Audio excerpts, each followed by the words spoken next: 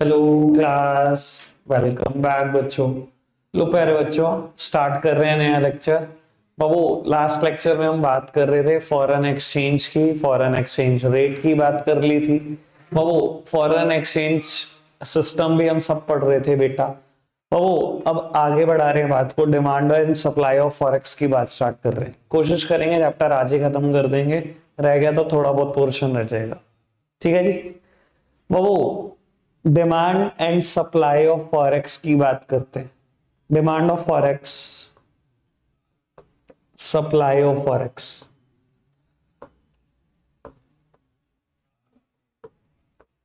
लो बेटा, सामने देखना। बाबू, वो कौन कौन से केसेस हैं जहां आप डिमांड करते हो बेटा फॉरेक्स की, और वो कौन कौन से केसेस हैं जहां आप सप्लाई करते हो फॉरेक्स की। बेटा एक शॉर्टकट है जो मैंने बनाया हुआ है, याद रहे ठीक बात, नहीं रहे बेटा कैसे याद करना है फिर आप सोच लो। बेटा शॉर्टकट ये है, यूटीआई के शेयर परचेज करे, ठीक है ना। यूटीआई एक्सिस बैंक का पुराना नाम है। एक्सिस बैंक को पुराने टाइम में यूनिट ट्रस्ट ऑफ इंडिया बोलते थे, यूटीआई बोलते थे, ठीक है ना। तो मैंने शॉर्टकट बना दिया वहां से, यूटीआई के शेयर परचेज करे, ठीक है, दिमाग में रह जाएगा। ठीक है बेटा, यू से यूनिलेटरल ट्रांसफर,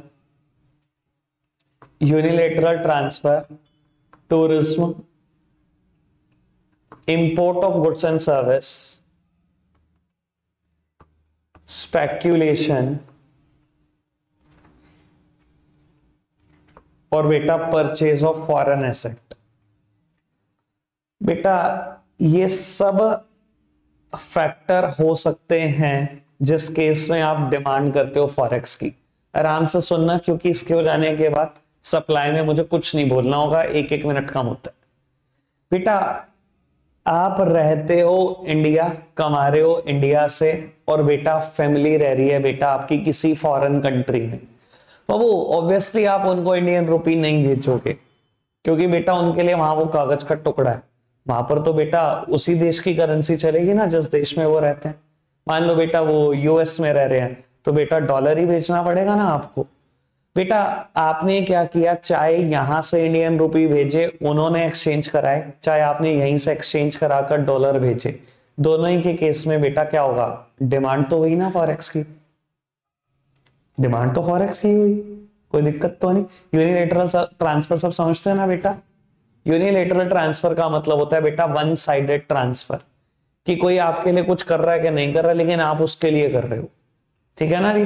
फैमिली चाहे आपके लिए कुछ कर रही है कि नहीं कर रही, लेकिन आप फिर भी पे कर रहे हो उनको, ठीक है ना। फैमिली मेंटेन कर रहे हो फॉरेन कंट्री में, कोई दिक्कत तो नहीं। आगे बढ़ाएं बेटा बात, टूरिज्म। बेटा आप किसी फॉरेन कंट्री घूमने जाना चाहते हो, लेट सपोज कुछ भी बात कर लो, सिंगापुर। बेटा वहां पे इंडियन रुपी तो नहीं चलेगा ना, सिंगापुर डॉलर चाहिए होगा ना। बेटा अगेन, चाहे आप यहां से एक्सचेंज करा के जाओ, चाहे आप एयरपोर्ट पे एक्सचेंज कराओ, चाहे वहां पहुंचने के बाद रुपी को एक्सचेंज कराओ, कहीं ना कहीं डिमांड तो करोगे ना फॉरेन कंट्री की, ठीक है जी। बाबू import of goods and service, आपने बेटा किसी फॉरेन कंट्री से कोई गुड्स खरीद लिया, इंपोर्ट कर लिया, या सर्विसेज खरीद ली।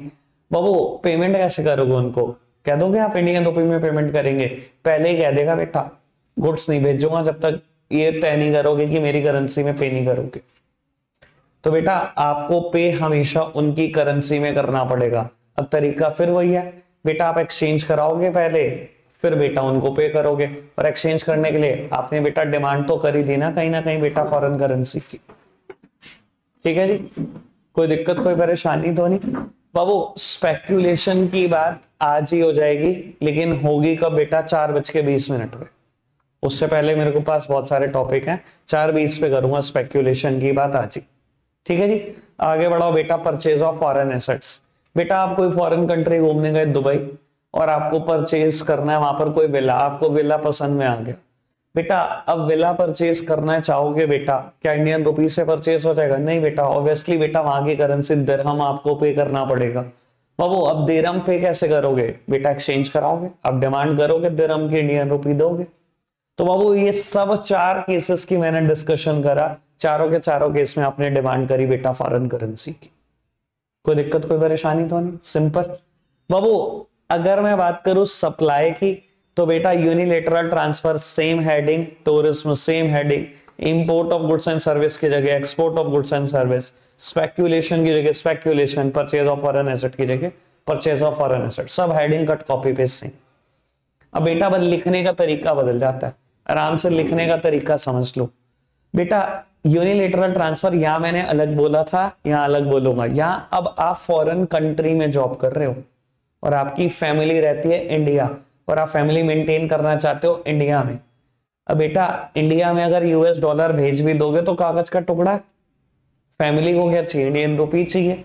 तो बेटा चाहे आप अमेरिका से ही कन्वर्ट करा कर भेजो, चाहे आप इंडिया में डॉलर भेजो, फैमिली कन्वर्ट कराए, कहीं ना कहीं बेटा वो यूएस डॉलर को सेल करेंगे, सप्लाई करेंगे फॉरेक्स की। ठीक है जी।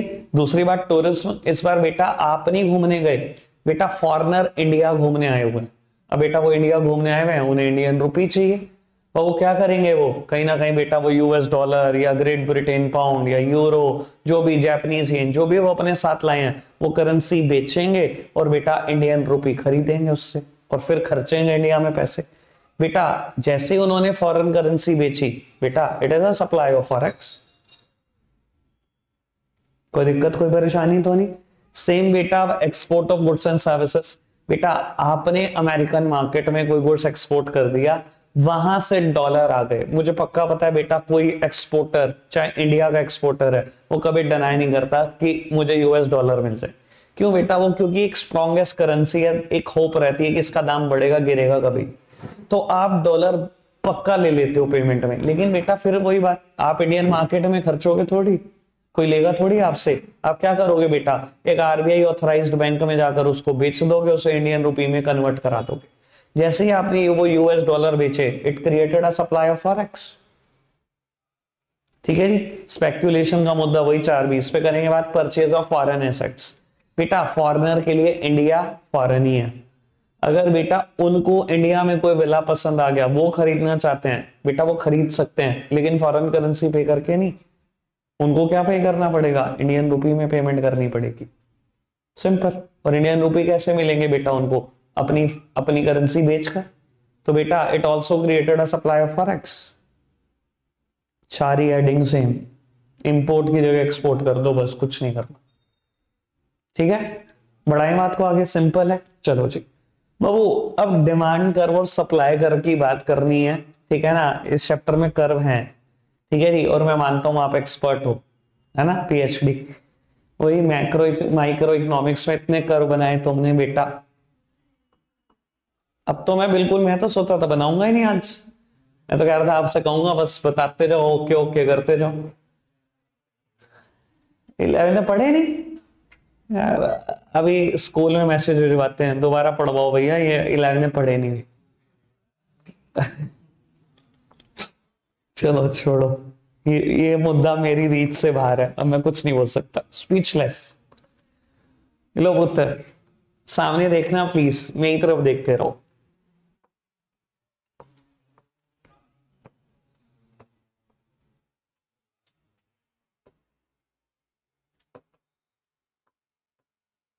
लो बेटा सामने देखना बाबू, डिमांड कर्व, चलो मेरे को नहीं पता कि आपने कितना पढ़ा, फिर भी चलो मेरे को लगता है ये बात तब भी पता होगी।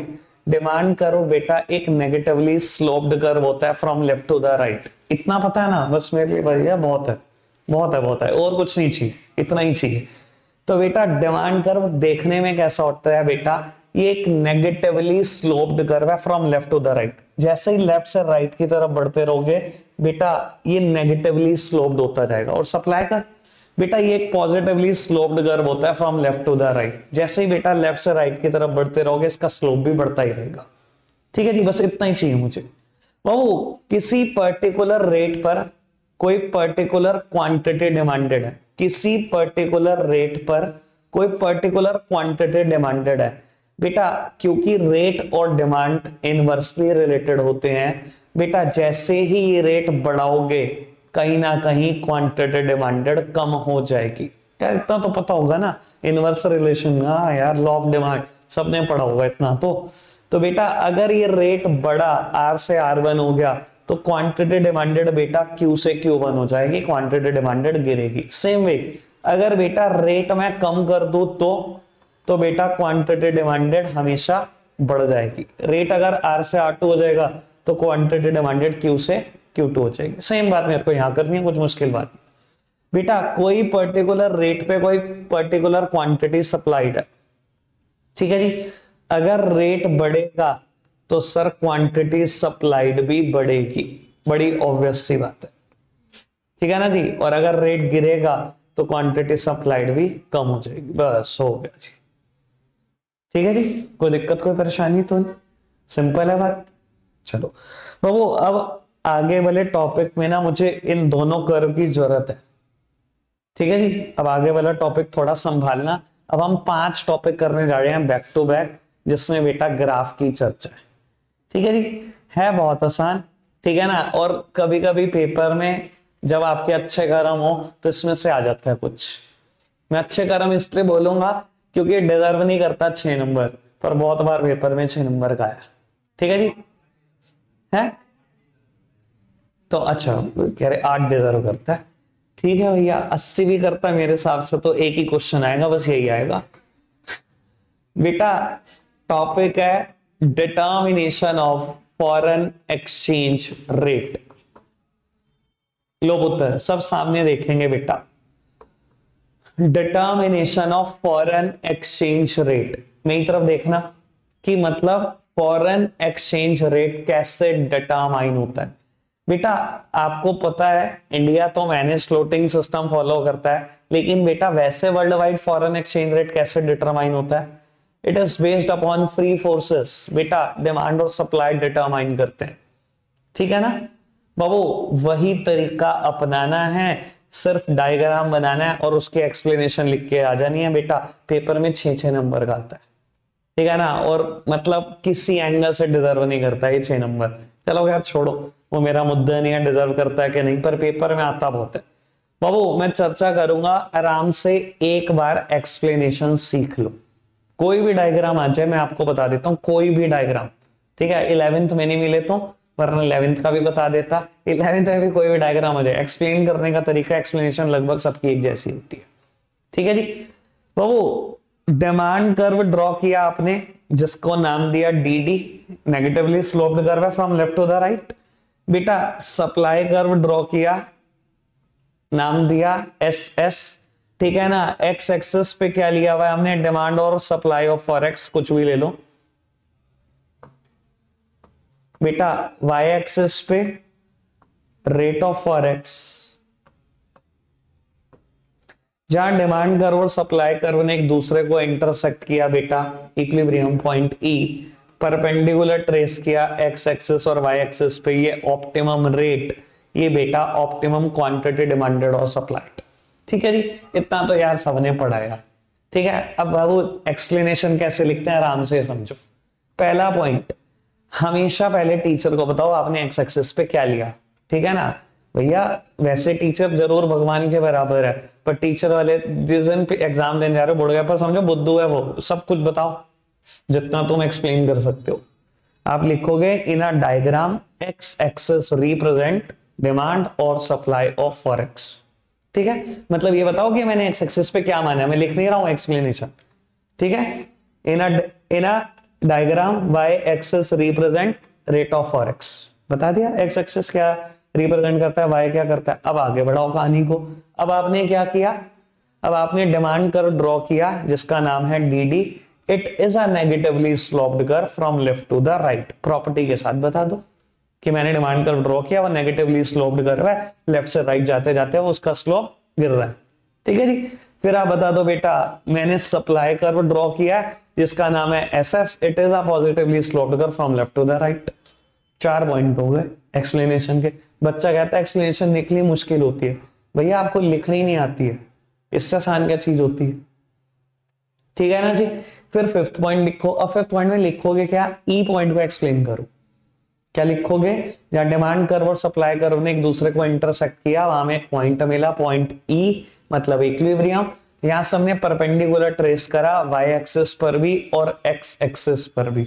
बेटा वाई एक्सिस पे जब हमने परपेंडिकुलर ट्रेस किया तो हमें मिला ऑप्टिमम रेट, जिसको आप बोल सकते हो OR या 0R जो भी लिखना चाहो आप, ठीक है ना जी। और जब आपने परपेंडिकुलर ट्रेस किया एक्स एक्सिस पे तो आपको मिला ऑप्टिमम क्वांटिटी डिमांडेड और सप्लाइड, जिसको हम रिप्रेजेंट कर रहे हैं ओ क्यू से।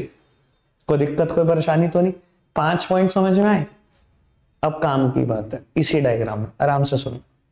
अच्छा आप ये बता सकते हो ये एरिया क्या है? ये एरिया, मैं अभी डायग्राम को गंदा नहीं करना चाहता बेटा, ये एक्सेस सप्लाई का एरिया।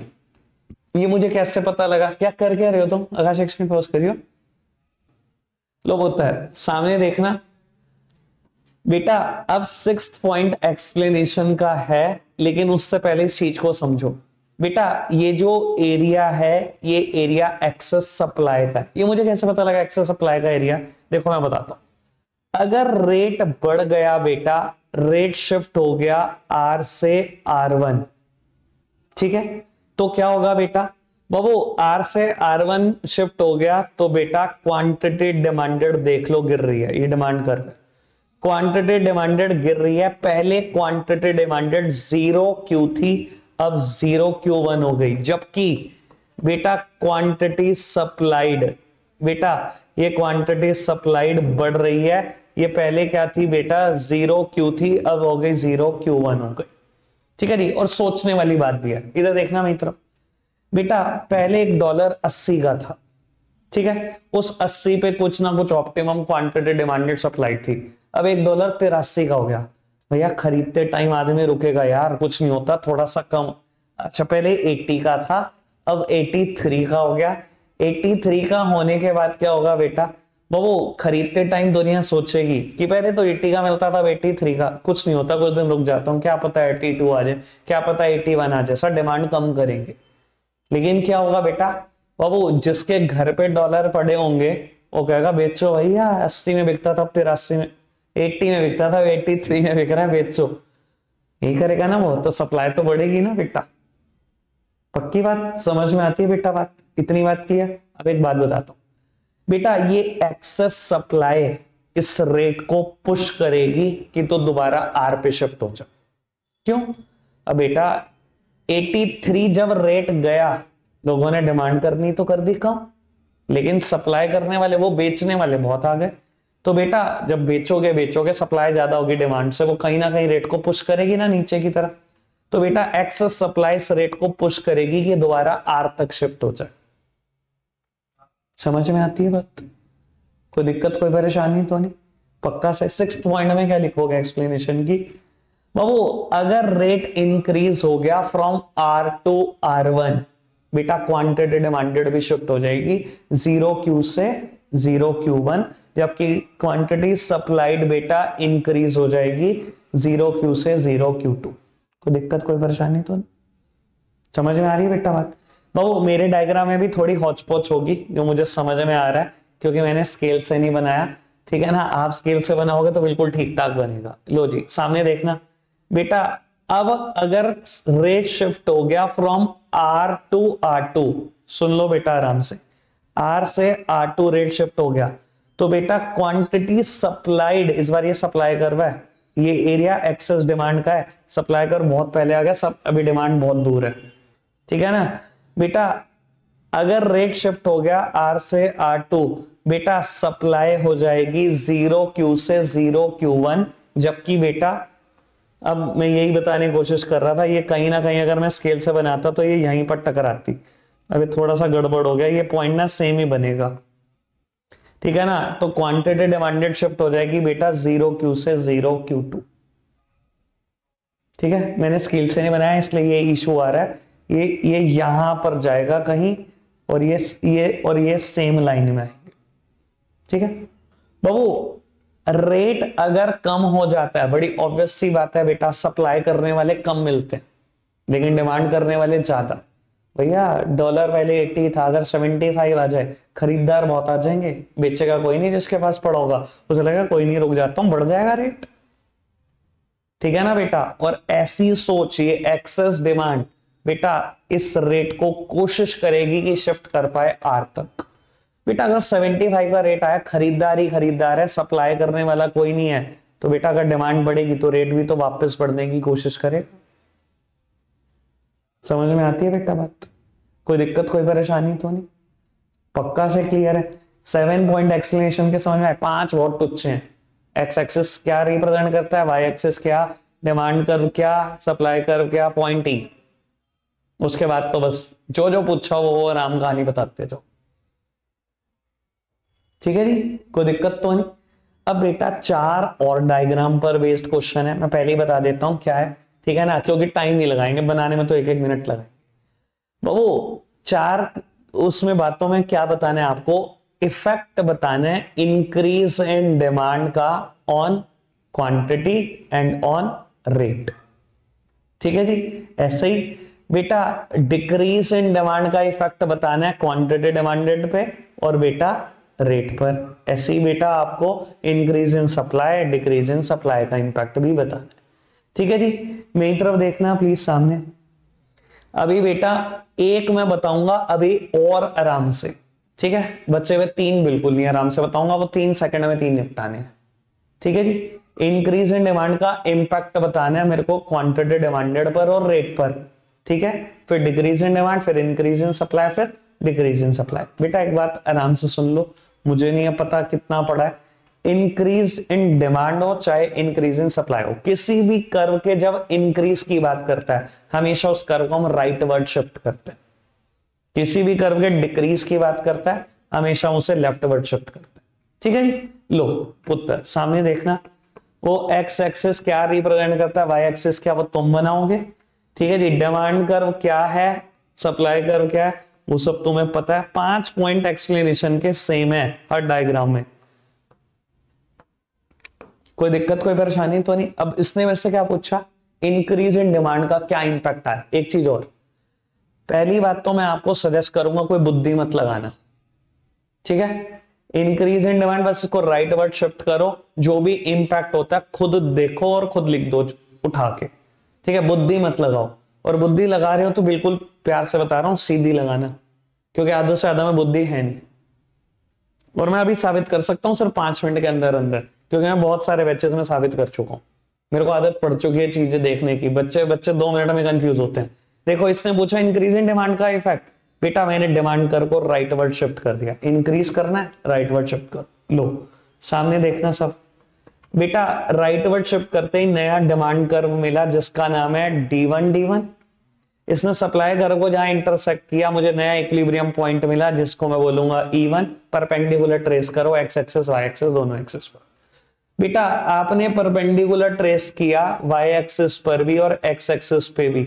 सर अब आपसे यही पूछा गया था इंक्रीज इन डिमांड का क्या इंपैक्ट आता है रेट पर, क्या इंपैक्ट आता है क्वांटिटी पर, यही पूछा था ना, मिल गया मेरे को। ज्यादा दिमाग लगाना नहीं, अगर डायग्राम समझ में आ रहा है तो भैया डायग्राम से ही बताना। 5 पॉइंट एक्सप्लेनेशन के सेम, 6 पॉइंट क्या लिखोगे, 6 पॉइंट क्या लिखोगे बेटा, इंक्रीज इन डिमांड की बात थी ना, increase in demand, demand curve को शिफ्ट कर देगा राइट वर्ड, मुझे नया डिमांड कर्व मिला D1 जिसने सप्लाई कर्व को इंटरसेक्ट किया, वहां मुझे पॉइंट मिला E1 से परपेंडिकुलर ट्रेस किया वाई एक्सिस पर भी और एक्स एक्सिस पर भी।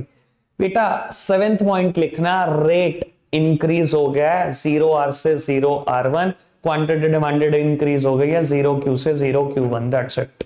ठीक है, एक बात पूछो, ये तो हो गया रटने वाली बात। अब ये वाली बात, अब मैं यही कहता हूं, इसलिए तुम्हें जो समझ में आ रहा है ना डायग्राम से वो बेस्ट है, ज्यादा दिमाग लगाना मत। क्यों कह रहा हूं ये भी समझ लो। बेटा हर बैच में बच्चे ना मुझसे क्वेश्चन करते हैं ये तो लॉ ऑफ डिमांड का ये तो कॉन्ट्राडिक्शन है। मैंने कहा ये कैसे कॉन्ट्राडिक्शन है लॉ ऑफ डिमांड का। बेटा बच्चे कहते हैं ये देखो, बच्चे क्या कहते हैं, बच्चे कहते हैं डिमांड बढ़ी ना, इंक्रीज इन डिमांड था ना, ये रेट कैसे बढ़ गया। हर बार क्वेश्चन होता है मुझसे, डिमांड बढ़ी तो ये रेट कैसे बढ़ गया। बेटा लॉ ऑफ डिमांड क्या कहता है, पहले तो मुझे आज यही याद करो, इनवर्स रिलेशनशिप बिटवीन, काम की बात बेटा, there exist a inverse relationship between price and demand. किसी ने डिमांड एंड प्राइस नहीं कहा आपको, प्राइस और डिमांड में इनवर्स रिलेशनशिप होती है, डिमांड और प्राइस में नहीं। किसी भी चीज की डिमांड बढ़ने से हमेशा उसका रेट बढ़ता है बेटा, कम नहीं होता। ठीक है, मैं फिर भी आपको ये कहूंगा बुद्धि मत चलाना ज्यादा पर, डायग्राम जो बताएगा वो सही बताएगा, ठीक है। ओके बात, बढ़ाएं बात को आगे, चलो जी बाबू। मैंने इंक्रीज इन डिमांड आराम से बता दिया, decrease in demand, increase in supply, decrease in supply. Sir एक एक मिनट से ज्यादा नहीं लगाना, ठीक है। बस आप डायग्राम देखते जाओ, एक्सप्लेनेशन तो बिल्कुल नहीं बतानी मुझे। लो सामने देखना,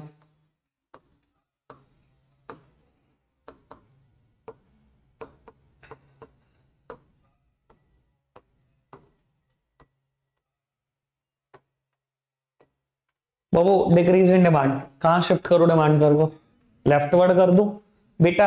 मैंने डिमांड कर को शिफ्ट कर दिया लेफ्टवर्ड, नया डिमांड कर D1 D1, जहां भी इसने सप्लाई कर्व को इंटरसेक्ट किया, नया equilibrium point E1, perpendicular trace कर देना दोनों एक्सिस पर, जो रिजल्ट आएगा बस वो लिख देना कि रेट भी शिफ्ट हो गया, मतलब रेट भी कम हो गया, क्वांटिटी भी कम हो गई, दैट्स इट, ठीक है जी बेटा।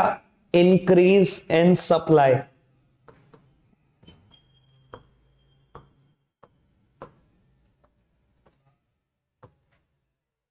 सप्लाई करो को कहां शिफ्ट करो, राइटवर्ड्स बेटा, राइटवर्ड शिफ्ट कर देना सप्लाई कर को, नया सप्लाई कर S1 जहां कहीं भी इसने डिमांड कर को इंटरसेक्ट किया, नया इक्विलिब्रियम पॉइंट E1 बेटा, परपेंडिकुलर ट्रेस कर देना दोनों एक्सिस पर, क्वांटिटी सप्लाइड बढ़ रही है लेकिन रेट कम हो रहा है, क्लियरली दिख रहा है, ठीक है। अब अगला डायग्राम खुद बना लेना, मेरी तरफ से डन है, ठीक है। एक डायग्राम छोड़ दिया मैंने डिक्रीज इन सप्लाई का, कोई दिक्कत तो नहीं, बढ़ जाए आगे, चलो जी बाबू। एक आखिरी टॉपिक की तरफ आ गए हैं, लगभग चैप्टर खत्म होने को है।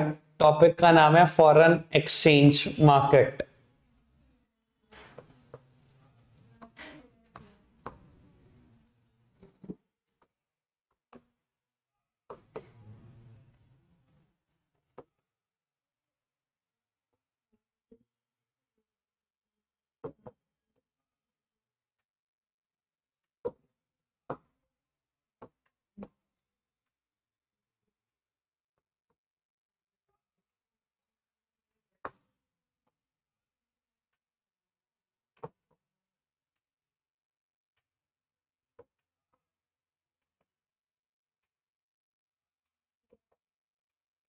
तो अगर आज रह भी गया तो मुझे पता लग रहा है कि रह रहा है, चैप्टर नहीं होगा पूरा, पर थोड़ा सा, क्योंकि बहुत बड़ा टॉपिक है ये, हाँ चलो खैर कोई दिक्कत नहीं, आप सामने देखो, थोड़ा सा रह जाएगा तो कोई दिक्कत नहीं, कल बीओपी और वो हो जाएगा, हाँ बिल्कुल हो जाएगा फ्लो में, कल फ्लो में दो चार थप्पड़ भी लग सकते हैं तुम्हारे बेटा। टॉपिक का नाम है फॉरेन एक्सचेंज मार्केट। बेटा फॉरेन एक्सचेंज मार्केट, आपको पता है ना फॉरेन एक्सचेंज मतलब फॉरेन करेंसी, ऐसे भी तो बोल सकते हैं ना फॉरेन करेंसी मार्केट। तो बेटा फॉरेन करेंसी मार्केट क्या होती है बेटा, या फॉरेन एक्सचेंज मार्केट क्या होती है, जहां बेटा फॉरेन करेंसीज खरीदी और बेची जाती है, सिंपल बात, इससे ज्यादा तो कुछ है ही नहीं। एक बात और जो मुझे सबसे ज्यादा काम की है, जो बतानी है बेटा, जब भी हम वर्ड बोलते हैं ना मार्केट, पता नहीं क्यों बच्चों के दिमाग में एक ऐसी छवि बनी हुई है कि उनको लगता है यार कोई ना कोई ज्योग्राफिकल लोकेशन है जहां कोई बैठा हुआ है, जहां फॉरेन करेंसी खरीदी और बेची जाती है, ऐसा लगता है बच्चों को। बेटा market does not necessarily means a geographical location, market का मतलब हमेशा ऐसा नहीं होगा ज्योग्राफिकल लोकेशन है बेटा। Market means a system, market का मतलब है बेटा एक ऐसा सिस्टम जहां इतने बायर और सेलर हैं कि आराम से आपकी फॉरेन करेंसी कब खरीदी जाएगी कब बेची जाएगी आपको पता ही नहीं लगेगा। बेटा जब हम कहते हैं ई कॉमर्स मार्केट, तो सर फिजिकली एग्जिस्ट करती है ई कॉमर्स मार्केट, Amazon कोई है फिजिकल लोकेशन जहां एग्जिस्ट करती है ये मार्केट? नहीं भैया, ये तो वर्चुअली एग्जिस्ट करते हैं, ठीक है ना बेटा। मार्केट का मतलब कभी ऐसा नहीं होगा, जरूरी नहीं है कि बेटा कोई फिजिकल लोकेशन ही हो, मार्केट का मतलब होता है बेटा इट इज अ सिस्टम, ठीक है ना बेटा। ये एक ऐसा सिस्टम है जहां इन्वॉल्वमेंट है आरबीआई की, बहुत सारे कमर्शियल बैंक की, बहुत सारे ऑथोराइज डीलर की, कुछ ब्रोकर्स की, और बेटा आपकी और हमारी। सर जरूरी नहीं है बेटा किसी हमारे को किसी एक फिजिकल प्लेस पर ही जाना पड़ेगा इसको बाय और सेल करने के लिए, सर हर केस में नहीं जाना पड़ता, समझ में आती है बात? और ये मैं प्रूव करूंगा बहुत सारे एग्जांपल देकर। ठीक है बाबू, अब मेरे पास ना यहाँ पर दो टॉपिक हैं फॉरेन एक्सचेंज मार्केट में। एक तो फॉरेन एक्सचेंज मार्केट के फंक्शंस, ठीक है, और एक बेटा फॉरेन एक्सचेंज मार्केट के टाइप्स। बेटा मैं टाइप्स आज करा दूंगा, एक फंक्शन आज करा दूंगा, दो फंक्शन पेंडिंग रह जाएंगे, और वो जो तो दो स्पेक्यूलेशन वाली बातें मैंने छोड़ी हैं वो दोनों स्पेक्यूलेशन वाली बातें भी अभी क्लियर कर दूं। ठीक है जी। पहले बेटा टाइप्स ऑफ मार्केट। बेटा फॉरेन एक्सचेंज मार्केट ना दो तरीके की है, वन इज बेटा spot market and other one is forward market. बेटा थोड़ा कोऑपरेट करना, ज्यादा जल्दी मत मचाना, क्योंकि ये टॉपिक चलता अपनी गति से ही है और ऐसा हो सकता है बेटा 31 32 हो जाए। ठीक है जी, एक आध मिनट कोऑपरेट होएगा। तो स्पॉट मार्केट क्या होती है? स्पॉट मार्केट होती है बेटा transaction today settled eight today. बेटा आज ही ट्रांजैक्शन होगी, आज ही सेटल डाउन होगा। और बेटा फॉरवर्ड मार्केट क्या होती है? बेटा फॉरवर्ड मार्केट होती है transaction today settled at future date. बेटा ट्रांजैक्शन आज कर लो लेकिन सेटल करेंगे किसी ना किसी फ्यूचर डेट पर। ठीक है जी। जैसे बेटा ज्यादातर आप प्रॉपर्टी के केस में करते हो, घर में सबने ये मुद्दा कभी ना कभी सुना होगा।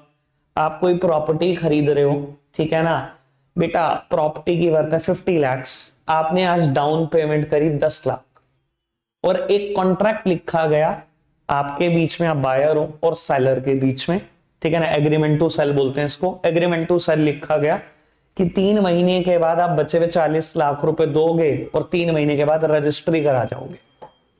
ऐसे ही होता है। तो सर आपको पता है वो एग्रीमेंट टू सेल क्या है? ट्रांजैक्शन टुडे, कि ट्रांजैक्शन हम आज कर रहे हैं, उस ट्रांजैक्शन को हम ठीक बनाए रखने के लिए क्या कर रहे हैं? डाउन पेमेंट आज दे रहे हैं लेकिन फुल पेमेंट नहीं कर रहे हैं। हम इस ट्रांजैक्शन को सेटल कब करेंगे? 3 महीने के बाद करेंगे सेटल। समझ में आ रही है बेटा? समझ में आ रही है बात? ऐसे ही होता है ना प्रॉपर्टी के केस में। बेटा फॉरेन एक्सचेंज के केस में भी ऐसा होता है। सर फॉरेन एक्सचेंज के केस में बेटा दो तरीके की मार्केट एग्जिस्ट करती है, one is spot market and other one is forward market. मैं बैंक में गया, मैंने कहा जी मेरे को घूमने जाना है सिंगापुर, ये पर डे में 5 लाख रुपए, इनके इक्विवेलेंट मुझे क्या करो, सिंगापुर डॉलर दे दो। मैंने अभी ट्रांजेक्शन करी, अभी सेटल डाउन करके आ गया। ये तो है स्पॉट मार्केट। और फॉरवर्ड मार्केट क्या है? ट्रांजेक्शन आज कर रहा हूं, सेटल करूंगा किसी एक फ्यूचर डेट पर। ठीक है, इसके एग्जाम्पल अभी दे दूंगा। कोई दिक्कत कोई परेशानी तो नहीं? समझ में आ रही है बेटा बात? चलो जी। अब फॉरवर्ड मार्केट और स्पॉट मार्केट का यूज करके एक फंक्शन बनता है बेटा फॉरेन एक्सचेंज मार्केट का। टोटल फॉरेन एक्सचेंज मार्केट के 3 फंक्शन है, आज सिर्फ एक होगा। ठीक है। एंड बेटा इस फंक्शन को बोलते हैं हेजिंग फंक्शन। क्या बोलते हैं बेटा? Hedging function. बेटा हेजिंग, हेज करना समझते हो किसको बोलते हैं? बेटा अपने रिस्क को कम से कम करना, इसको बोलते हैं बेटा, इस चीज को बोलते हैं हेजिंग, इस टर्म को बोलते हैं हेजिंग। ठीक है, जब आप अपने रिस्क को कम करने की कोशिश करते हो। और बेटा फॉरवर्ड मार्केट और स्पॉट मार्केट का यूज कर एक्सपोर्टर और इंपोर्टर दोनों कहीं ना कहीं बेटा अपने रिस्क को कवर करते हैं। ठीक है, चाहे एक्सपोर्टर हो चाहे इंपोर्टर हो, दोनों रिस्कों को कवर करते हैं। ठीक है जी। चलो जी समझते हैं बेटा क्या मतलब है। बाबू आज $1 मान लो बेटा 70 रुपए का चल रहा है। ठीक है जी। और बेटा इंपोर्टर ने क्या किया, आज बेटा गुड्स खरीद लिए फॉरेन कंट्री से। सुनते जाना आराम से, एग्जांपल तभी समझ में आएगा। बेटा इंपोर्टर ने यूएसए से गुड्स खरीद लिए $1 लाख के।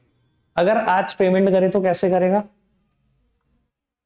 $1 लाख देने हैं तो 70 लाख रुपए लाएगा, कन्वर्ट कराएगा, $1 लाख पे कर देगा। यही करेगा ना इंपोर्टर। इंपोर्टर और बेटा जो सामने बैठा हुआ एक्सपोर्टर है उसके मतलब थोड़े रिलेशन बहुत ठीक ठाक है, क्योंकि कई सालों से वो आपस में डील कर रहे हैं। तो तय हुआ कि चलो कोई दिक्कत नहीं, 3 महीने के बाद दे देंगे आपके पैसे। उसने कहा ठीक है। पर इंपोर्टर को एक डर सता रहा है कि अगर ये रेट बढ़ गया तो मेरा क्या होगा? अगर ये 72 हो गया, 75 हो गया तो मेरा होगा क्या? तो उसने क्या किया बेटा, आज वो पहुंच गया फॉरवर्ड मार्केट में। सामने देखते रहना, आराम से समझ लेना। फॉरवर्ड मार्केट का कोई बेटा क्वालिटी है बताना जरा।